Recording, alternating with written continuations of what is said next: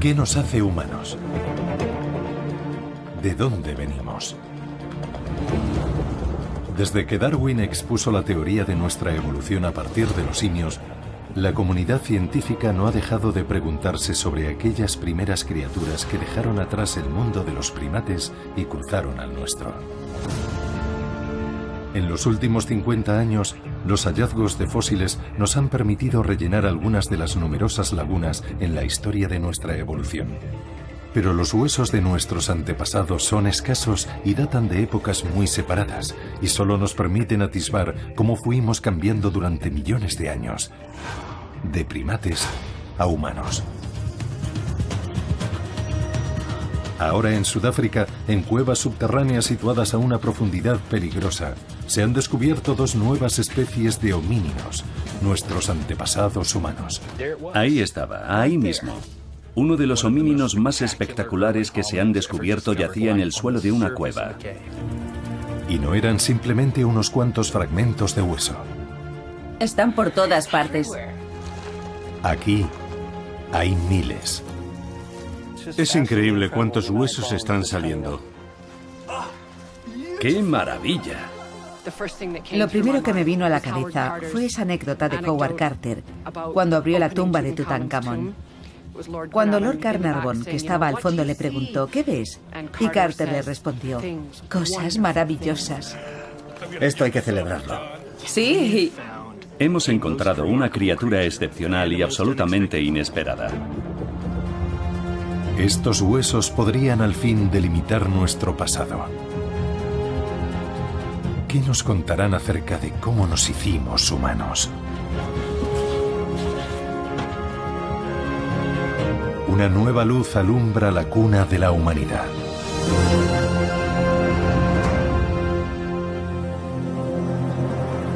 La cuna de la humanidad.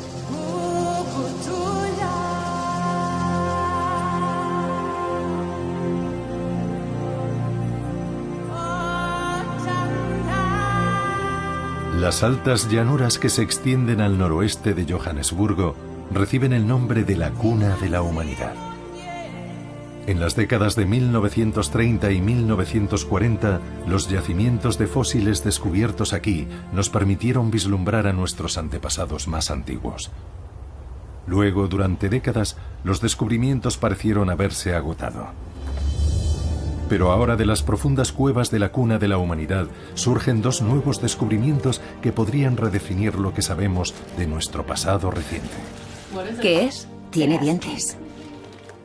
No hay cientos, sino miles de huesos. Jamás había soñado que podía existir nada parecido a la riqueza de este yacimiento. Huesos que podrían dar luz a un periodo de 1 millón de años de nuestra evolución que ha sido un misterio durante mucho tiempo. Hay un gran vacío en el registro de fósiles, apenas unos fragmentos. El registro fósil apunta a que en ese gran vacío se sitúa la cuna de la humanidad. El nacimiento del género Homo. Es tal vez el episodio menos conocido y más importante de nuestra evolución. Antes era el mundo de los australopitecos, criaturas de aspecto simiesco con un cerebro minúsculo. Lucy es el rostro publicitario de los australopitecinos. Caminaba erguida, pero pertenecía al mundo de los simios.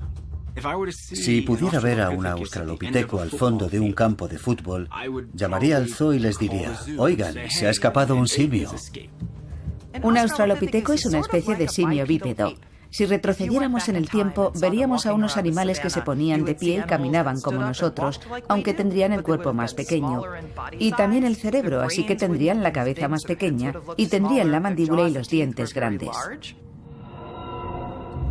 El registro fósil parece indicar que en algún punto que se remonta entre 2 y 3 millones de años atrás, estos australopitecinos evolucionaron para transformarse en la primera especie humana reconocible, el Homo erectus. Tenían un gran cerebro y la cara pequeña y adaptaciones para usar herramientas. Si viéramos a un Homo erectus al otro extremo de un campo de fútbol, probablemente llamaríamos a la policía y diríamos, oigan, aquí hay un hombre salvaje. Necesita que le pongan algo de ropa. El mayor misterio al que se enfrenta la paleoantropología es tratar de entender cómo, cuándo y dónde tuvo lugar la transición del australopiteco al Homo. Durante años la única especie que rellenaba ese vacío era una criatura llamada Homo habilis. Pero se han encontrado tan pocos restos suyos que los orígenes del género Homo han seguido siendo un enigma hasta ahora. En agosto de 2013, el sudafricano Pedro Boshoff estaba sin trabajo. Había sido soldado, buscador de oro, aventurero y hasta estudiante de los orígenes humanos. En ese momento quería ganarse un sueldo haciendo lo que más le gustaba: rastrear fósiles. A finales de agosto me puse en contacto con el profesor Lieberger para preguntarle si cabía la posibilidad de asignarme un puesto en la facultad para trabajar con él. Pedro Boshoff vino a mi despacho y me dijo: oye, necesito trabajar. Y estoy tan convencido como tú de que ahí afuera hay más. El paleoantropólogo Lieberger había empezado a explorar la zona de Sudáfrica conocida como la cuna de la humanidad a principios de la década de los 90. Tras 18 años de búsqueda, no había encontrado más que unos cuantos fósiles aislados, algo bastante habitual en el campo de la paleoantropología. Estos primeros fósiles humanos son los objetos más raros y más buscados del planeta. En paleoantropología nos hallamos en uno de esos campos nuevos, donde seguramente haya más científicos que objetos de estudio. La inmensa mayoría de la gente que se dedica a lo mismo que yo nunca encontrará un solo fragmento de uno de estos primeros humanos. Hacía 20 años que conocí a Pedro y le dije: ve y contrata a tus colegas de espeleología. Busca bajo el suelo y a ver si encuentras algo. En líneas generales, quería que me internara en la zona de la cuna de la humanidad para intentar localizar fósiles. Y entonces pensé en la cueva. Formo parte de una sociedad de espeleología y llevo años explorando esta zona. Y allí conocí a Rick y Steven.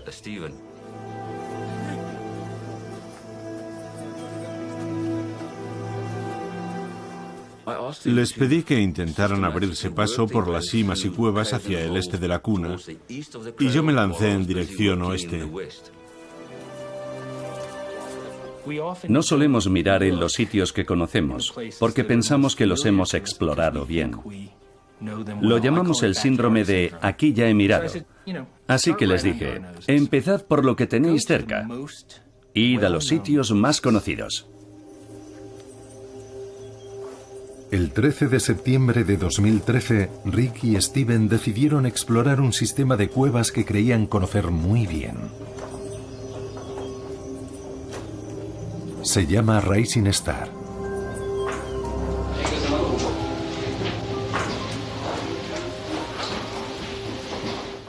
Es una cueva asombrosa.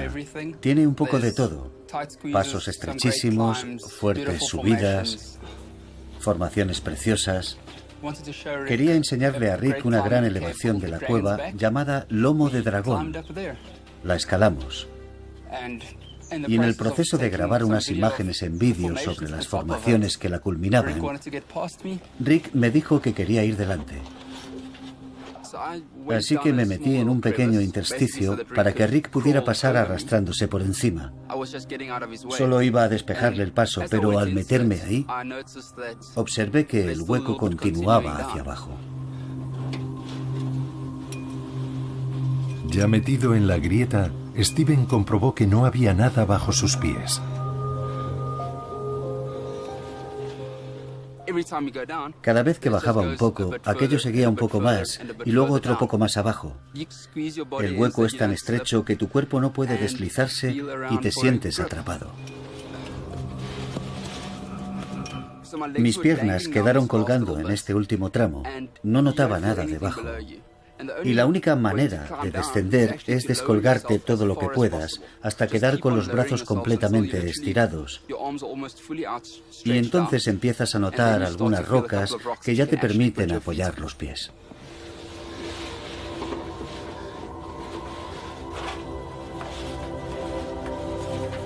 Steven desembocó en una cámara oculta. Llamó a Rick para que se reuniera con él allí abajo. Sobre sus cabezas podían ver gigantescas formaciones rocosas, pero el verdadero descubrimiento estaba debajo de sus pies. El suelo de la cueva estaba cubierto de huesos pequeños. Al principio vimos que allí había un hueso. Nos fijamos un poco más y encontramos otro. Vimos unos dientes en las piedras y supimos que habíamos encontrado algo. Y había un cráneo en el suelo. Y luego, una de las piezas más interesantes era una mandíbula que conservaba 4 dientes. Rick y Steven hicieron fotografías y decidieron enseñárselas a Pedro. Nunca olvidaré cuando vino a mí con sus fotos. Las pone en el ordenador y lo primero que veo es esa mandíbula con los dientes y me doy cuenta de que es un hominino. Llamé enseguida al profesor Berger. No respondía al teléfono, así que decidimos coger el coche e ir a su casa. Estábamos muy nerviosos, claro. Sí, eran las 9:30. Ya había anochecido, pero noté la emoción en su voz. Abrieron el ordenador y de pronto vi algo que nunca imaginé que podría ver alguna vez en la pantalla de un ordenador. Era una mandíbula de lo que claramente era un primer homínino. Los dientes estaban perfectos. En la siguiente fotografía se veía un cráneo. Se podían distinguir sus contornos. Había huesos por todas partes. Los fotografiaron todos. Por lo que podía ver en las imágenes, eran de un homínino. Yo estaba medio en shock. Porque para mí todo sucedió como si fuera un accidente de coche. Lo veía todo en blanco y negro y no oía nada.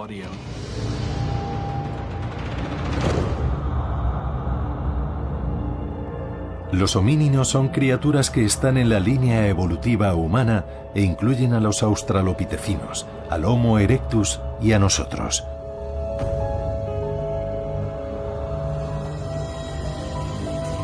Una vez superada la impresión del principio, Lee se puso rápidamente a dilucidar qué clase de homínino podría ser.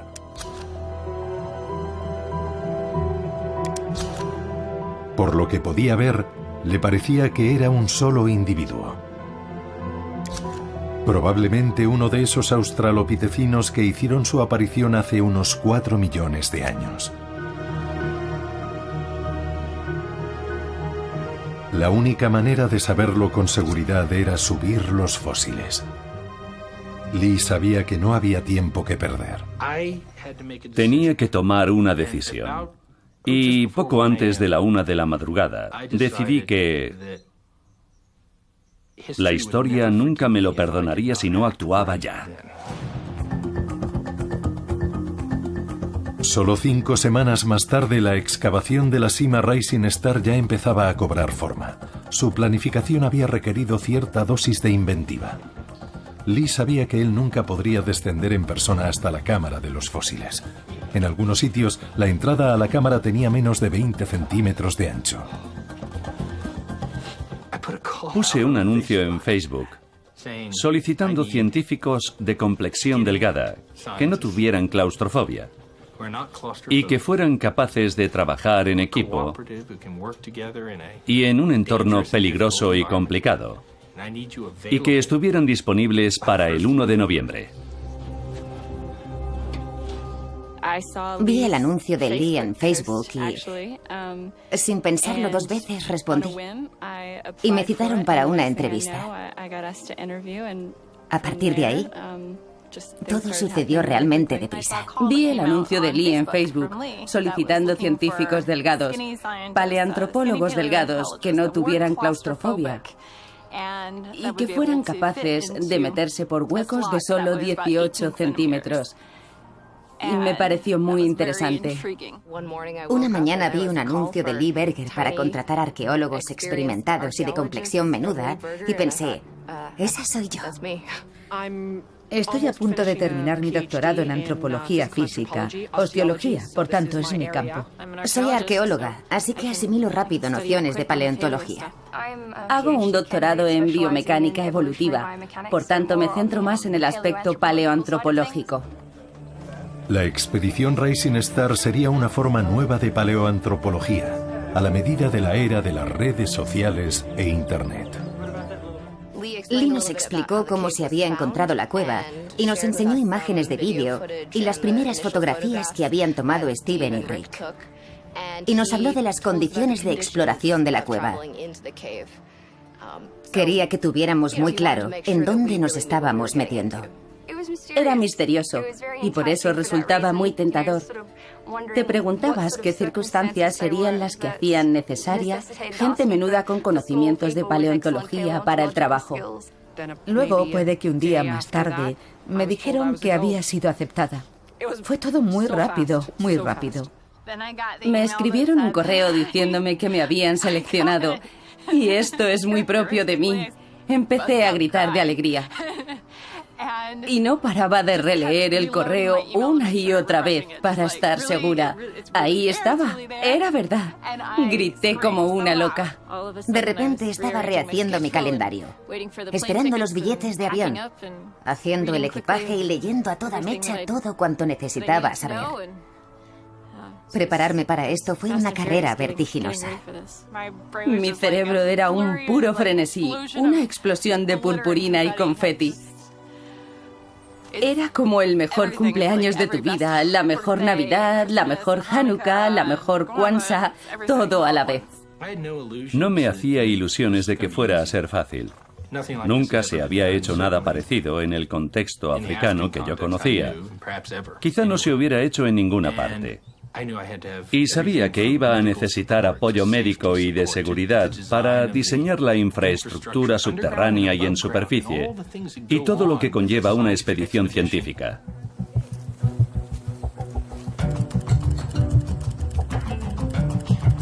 Vamos a coger una bolsa. Mientras se instalaba el campamento, Pedro, Rick y Steven prepararon la cueva para el equipo de excavación.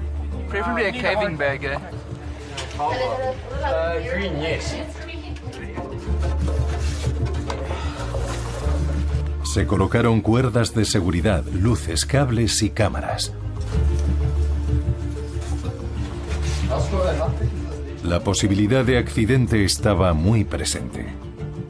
Lee ensayó los protocolos de seguridad una y otra vez. Fundamental que nadie entre en pánico.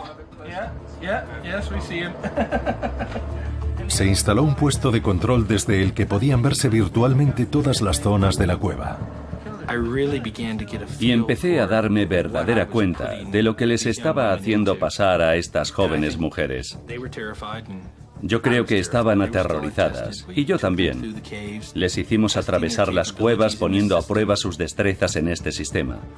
Y así llegamos al 10º día, que era cuando había previsto que entráramos y ensayáramos los sistemas. Todo salió bien, era algo chapucero, pero funcionaba. Y a primera hora de la tarde ya estábamos listos. Te sorprenderías, en el fondo soy un pedazo de pan. Sí, eso espero, nos harás falta. Se quedará quieto como una columna. Allí estaré. Marina, Becca y Hannah son las elegidas para descender primero. Pero nadie sabe todavía lo que van a encontrarse exactamente. He visto un cráneo y los demás fragmentos. Estoy casi seguro de que tenemos bastantes partes del esqueleto de un homínido. Naturalmente habrá que esperar a comprobarlo y lo sabremos en las próximas horas.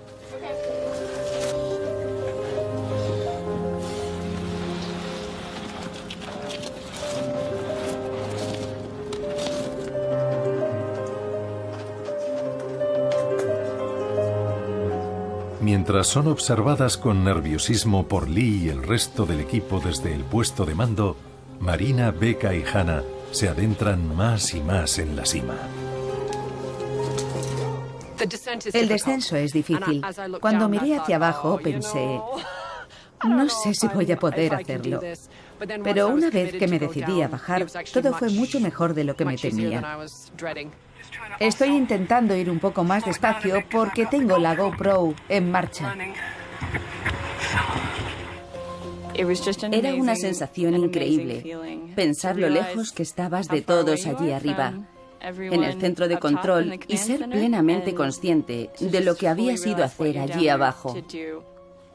Me sentía un poco agobiada, pero también tienes que sobreponerte porque dispones de un tiempo muy limitado y tienes un trabajo que hacer, un trabajo muy importante que hacer.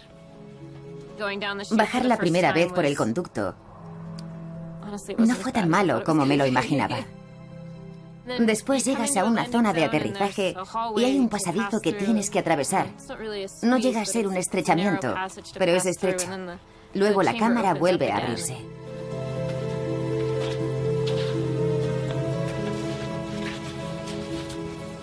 Aquí está la entrada a la cueva.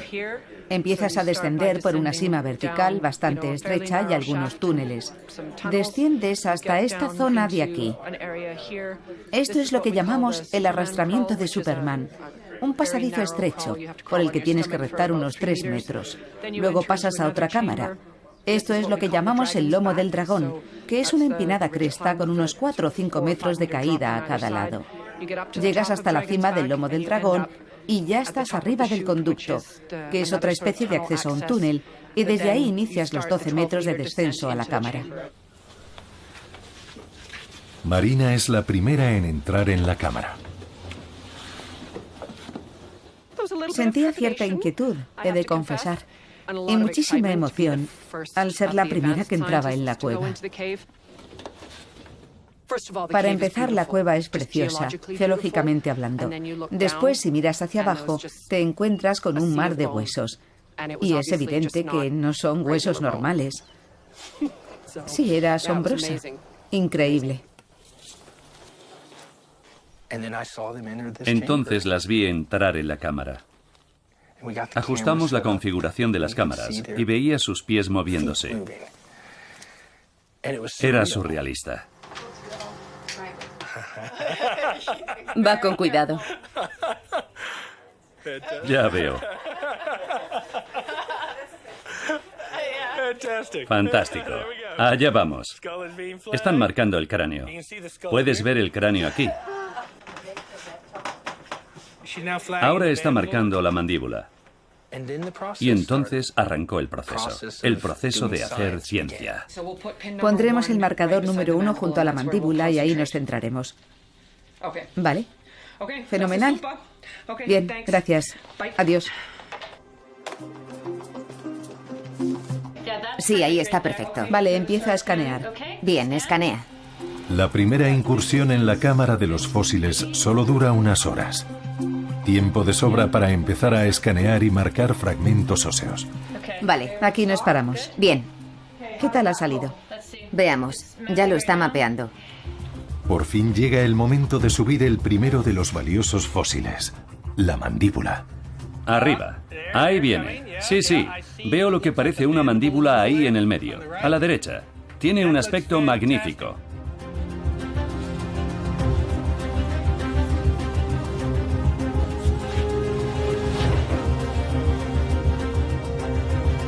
Becca será quien la custodie durante el ascenso.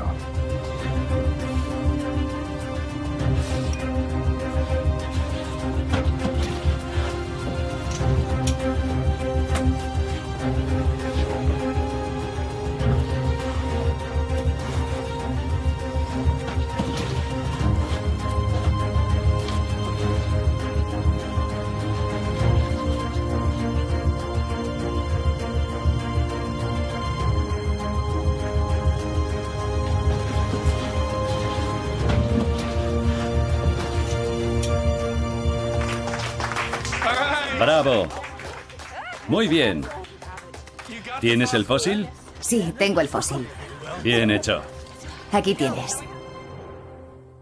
Por fin iba a descubrir para qué había organizado todo aquello.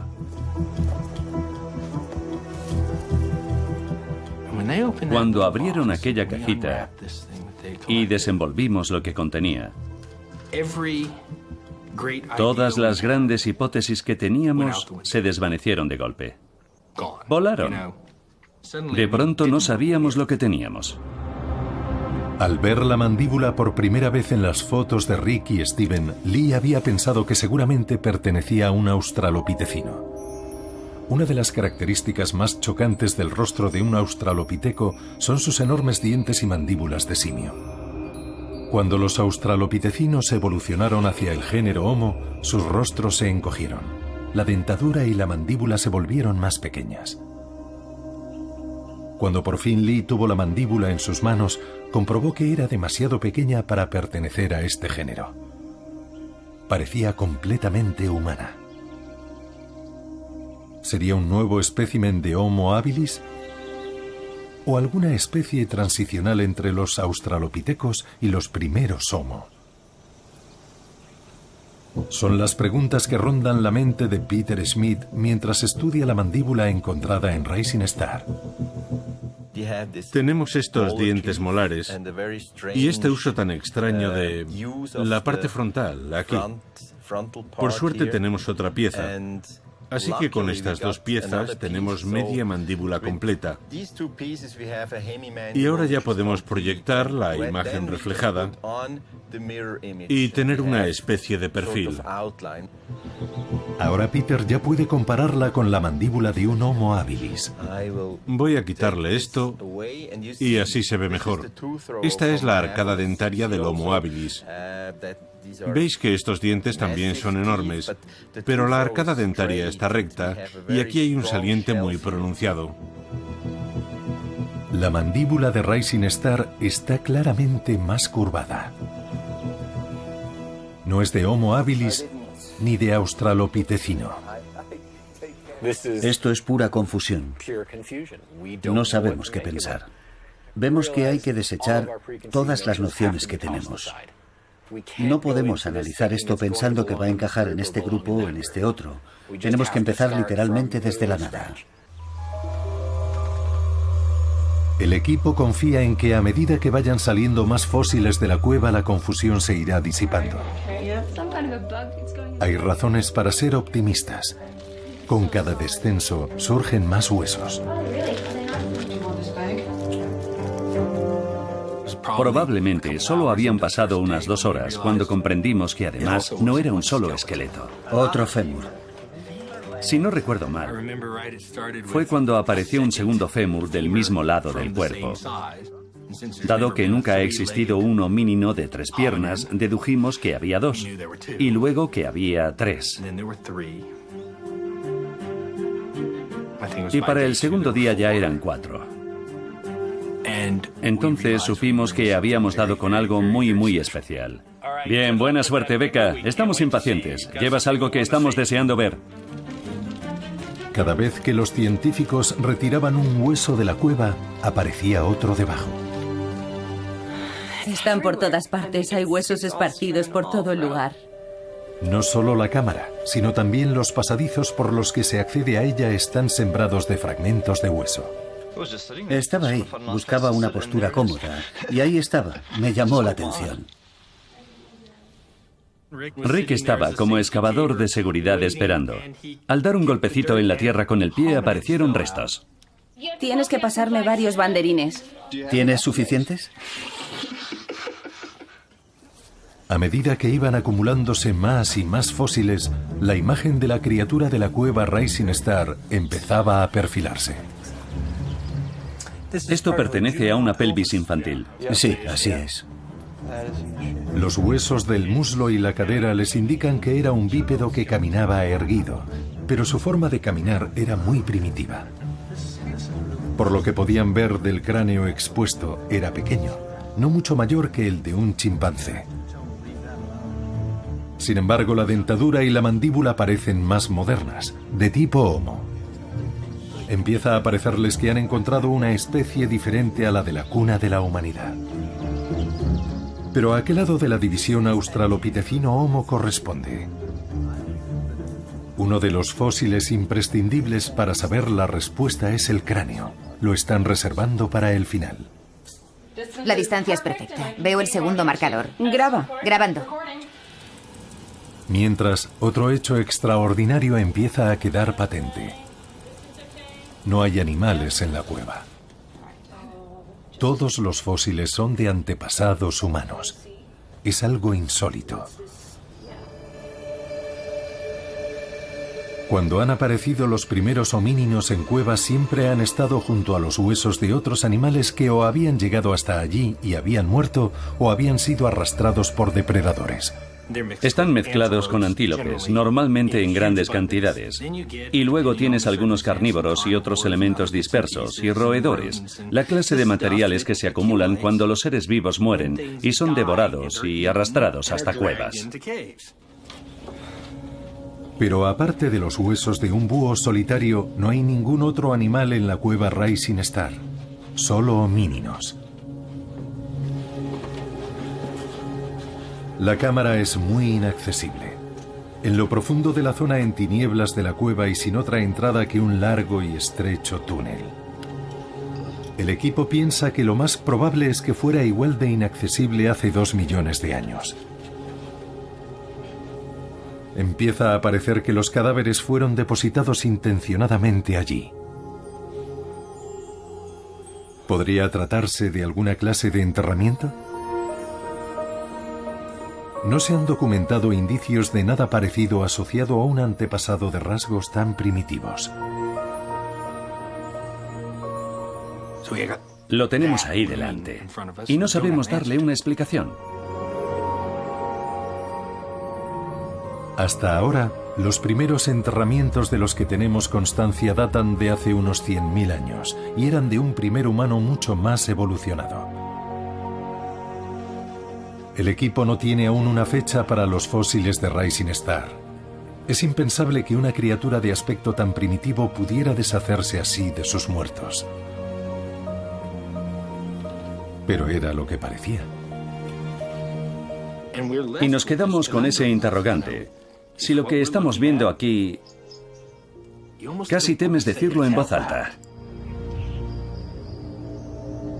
Es un misterio con profundas implicaciones, pero que requerirá mayor análisis antes de que alguien esté dispuesto a respaldarlo con todo el convencimiento.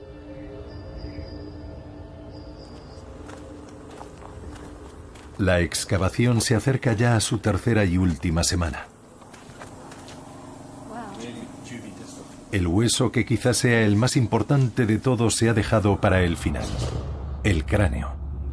Su forma y el tamaño de los arcos superciliares serán fundamentales para determinar si la criatura de Rising Star es australopitecina u homo. Humana. Vamos a entrar ahí y a sacar ese cráneo. Queremos sacarlo porque puede decirnos muchas cosas.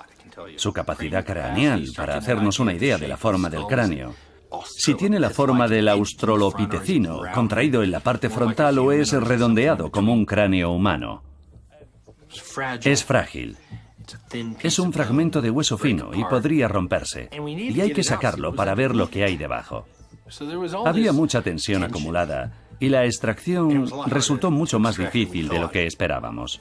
A por ellos, buena suerte, buena captura. Gracias.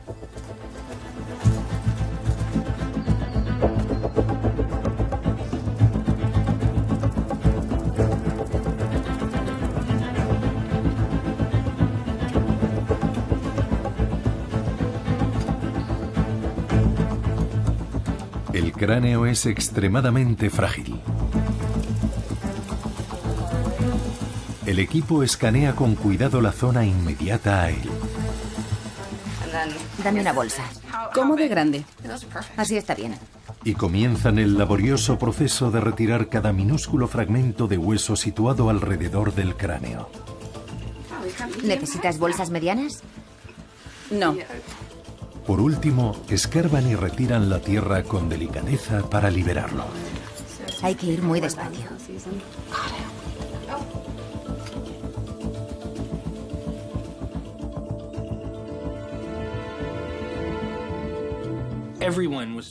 Todo el mundo sentía esos puntos de tensión en torno a la limpieza del cráneo cuando vimos que su salida era inminente. Teníamos a 2 personas allí abajo trabajando en ello, Becca y Marino, trabajando sin parar. Llegó un momento en que les pedimos que salieran, pero ellas no querían, porque sabían que estaban a punto de lograr la extracción. Y al final lo consiguieron. Eso es. Eso es. Es tan frágil. Todos contienen la respiración rezando para que no se rompa. Por fin, levantan el fragmento de cráneo y lo depositan con mucho cuidado en una caja.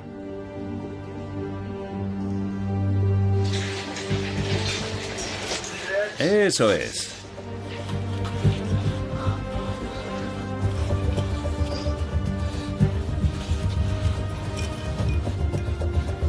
Y comienza su lento ascenso para abandonar la cueva después de, posiblemente, millones de años.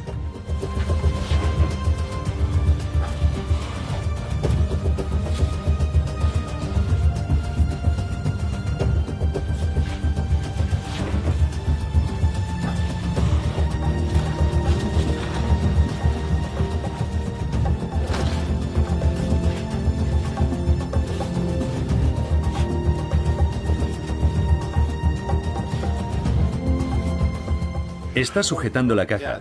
Sí, pero no puede hacerlo así. Tendrá que ir con más cuidado. Sí, eso es. ¡Bien! Ahí está, muy bien.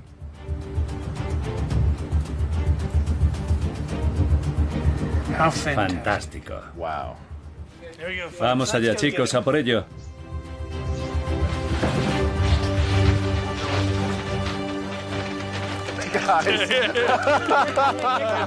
Bien hecho. Ha costado un poco.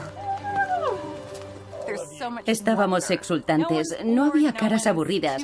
Nadie contenía la emoción del momento. Todo el mundo rebosaba una emoción casi infantil.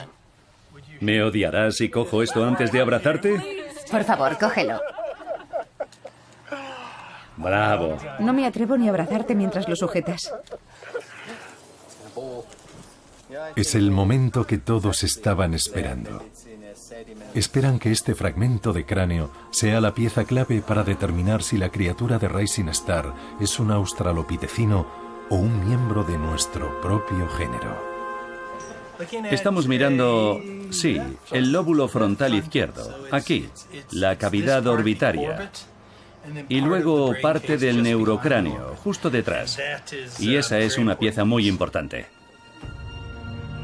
Unos arcos superciliares grandes con hendiduras posteriores apuntarían a un australopitecino. Arcos más pequeños con indicios de un cráneo más redondeado indicarían que es Homo.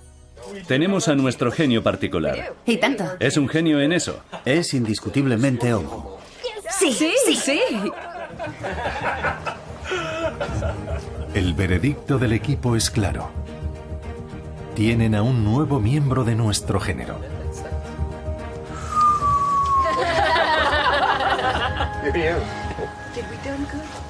Mira los arcos.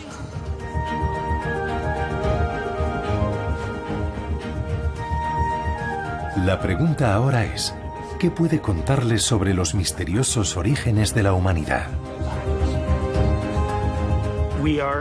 Estamos seguros de que esto pertenece al género Homo, nuestro género, y que es una nueva especie.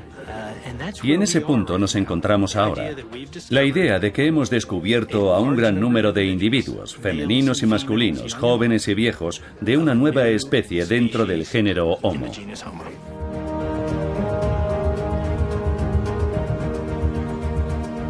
En la fase siguiente tendrán que agrupar y analizar todos los demás restos fósiles. Ya tienen casi 2000 fragmentos de hueso pertenecientes a más de 12 individuos. Habían previsto que la excavación durara 3 semanas. Cuando se acercan a su fin, los científicos ya son conscientes de que apenas han rascado la superficie de todo lo que Rising Star tiene que ofrecer. Jamás había visto, ni había soñado, que podía existir nada parecido a la riqueza de este yacimiento. No son cientos de huesos. Hay miles de huesos. Y no aparecen soplando sin más sobre el suelo. Es algo que va a llevar mucho, mucho tiempo. Mientras todos vuelven a sus casas, Los fósiles de Rising Star se transportan con cuidado a la Universidad de Witwatersrand. En un simposio celebrado a los 6 meses de la excavación, los investigadores se reúnen para realizar un análisis intensivo del material fósil. Aquí están en la fase analítica, en la fase de diagnóstico. Y es un experimento de trabajo en colaboración, reuniendo a algunas de las mentes más brillantes del planeta, con los datos más recientes para analizar los más de 1.700 restos fósiles de homínidos que recuperamos el pasado mes de noviembre. Y ha sido fantástico poder observar esta corriente constante de energía científica. Casi se puede sentir en esta sala.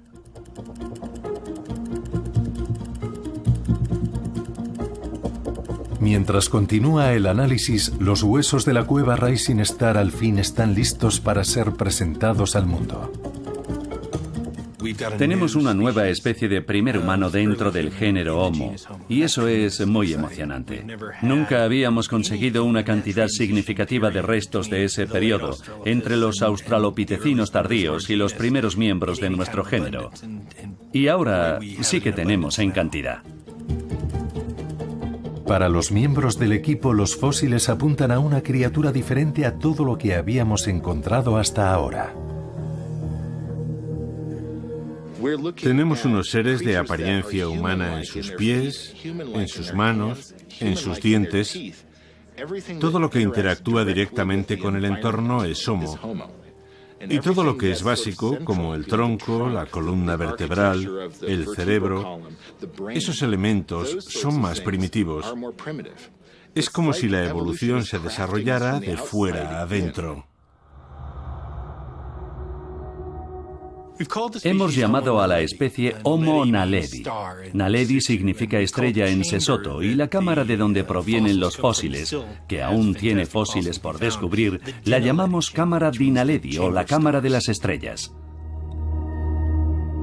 El Homo naledi es un extraño mosaico, mezcla de simio y humano, con el cerebro y el cuerpo pequeños, los brazos semejantes a los del chimpancé, pero con manos y dientes humanos, cejas pequeñas y largas piernas. Probablemente recorría largas distancias caminando. Naledi es toda una sorpresa en muchos aspectos. Tiene un cerebro muy pequeño, un cerebro que es prácticamente un tercio del tamaño de un cerebro humano moderno. Sin embargo, cuando examinas la forma del cráneo, la dentición, las piernas y en particular los pies e incluso las manos, es evidente que pertenece a nuestro género. Aquí hay seres en la cúspide de convertirse en humanos, pero todavía muy cercanos al mundo australopitecino.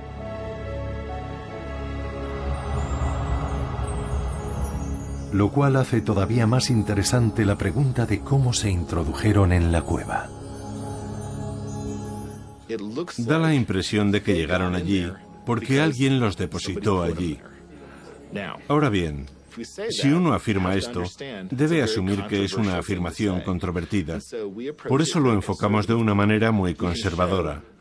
Podemos demostrar que no hay señales de depredación, que no hay acumulaciones de ningún depredador, solo homínidos, que no llegaron todos ahí al mismo tiempo y que no ha entrado material por inundación en la cámara. Y hasta ahí llegan los datos científicos. Por tanto, la mejor hipótesis que se nos ocurre es que los depositaron allí.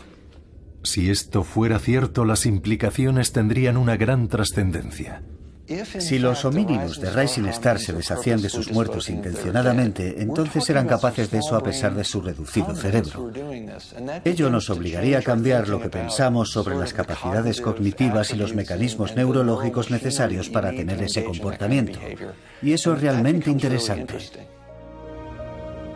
Esto encaja con nuevas formas de pensar sobre la transición de simio a humano. Muchos científicos creen ahora que un elemento clave de esa transición fue el desarrollo de una cooperación y unos vínculos sociales más sólidos. Por tanto, si la cámara de Rising Star fuera en efecto un enterramiento, es posible que indique que aquí, en la cuna de la humanidad, esos vínculos sociales complejos habían empezado a adquirir forma. Esta posibilidad generará un feroz debate a medida que vayan opinando otros científicos.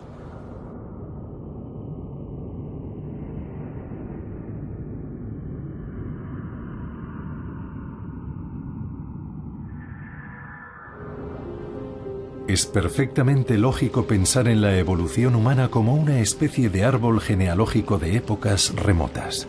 Pero la evolución es mucho más compleja que eso. La evolución es ramificada. Hay experimentos diversos. Las poblaciones prueban distintas adaptaciones, maneras diferentes de estar en el mundo.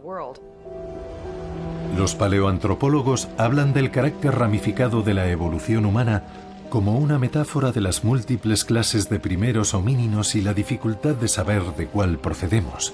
Pero incluso esa metáfora podría no reflejar cabalmente cómo funciona la evolución. La naturaleza es confusa, es complicada. La naturaleza no respeta nuestro deseo de poner los fósiles bien ordenados en los cajones y de clasificar especies perfectamente diferenciadas. Los fósiles de Rising Star presentan un mosaico de rasgos de australopitecino y Homo. Parecen indicar que en la cuna de la humanidad hubo múltiples experimentos evolutivos con simios de cuerpo pequeño y cerebro pequeño que caminaban erguidos.